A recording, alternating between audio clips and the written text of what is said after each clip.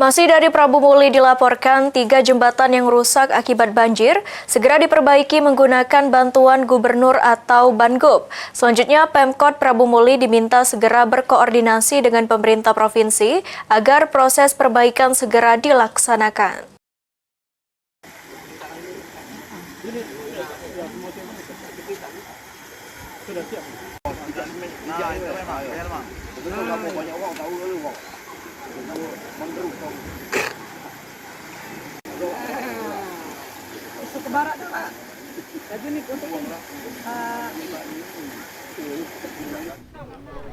Gubernur Sumatera Selatan Herman Deru meninjau langsung kondisi jembatan di Jalan Tanggamus, Kelurahan Muara II, Kota Prabu Muli yang putus akibat diterjang banjir beberapa waktu lalu.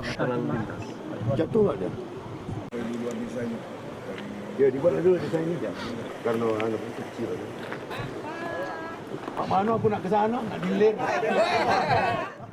Menurut Gubernur Sumsel Herman Deru, kerusakan jembatan terjadi karena konstruksi yang sudah dimakan usia dengan umur jembatan yang telah mencapai lebih kurang 30 tahun.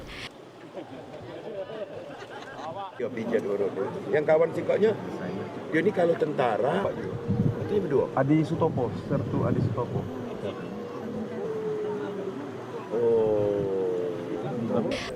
Pemerintah Provinsi Sumatera Selatan memastikan perbaikan 3 jembatan di Kota Prabu Muli akan dilakukan menggunakan dana bantuan gubernur agar akses transportasi dan aktivitas masyarakat dapat kembali normal. Infrastruktur sekaligus untuk Prabu memang sudah terjadwal lihat jembatan putus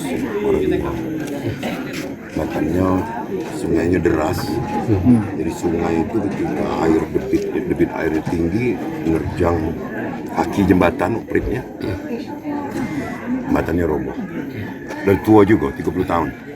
Tiga jembatan tadi katanya bakal dibantu. Yang satu ini sudah kita atasi ya, jembatan beli dipasang sambil kita bangun.